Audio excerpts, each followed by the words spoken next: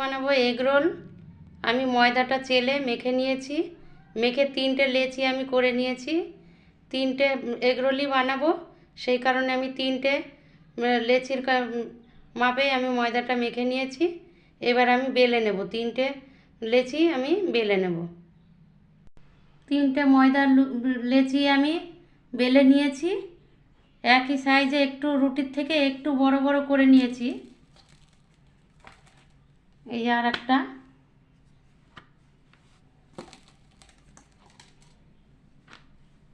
তিনটেই আমি একই মাপে তৈরি করে নিয়েছি।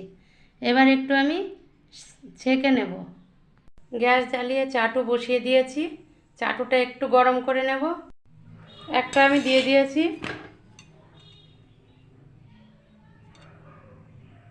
এগরোলের জন্য রুটিটা আমি একটু মোটা করেই বেলে নিয়েছি, আর আকারেও বড় করে নিয়েছি।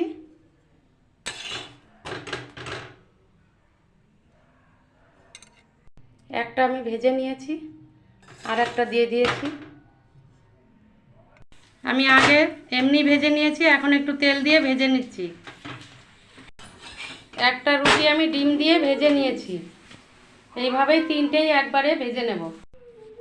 3টে রুটি আমি ডিম দিয়ে ভেজে নিয়েছি। এবার শসা, পেঁয়াজ, লঙ্কা কুচিয়ে রেখেছি, সস দিয়ে দেব, দিয়ে মুড়িয়ে নেব। পেঁয়াজ, লঙ্কা, শসা আমি দিয়ে দিয়েছি। এবার সস দিয়ে দিচ্ছি।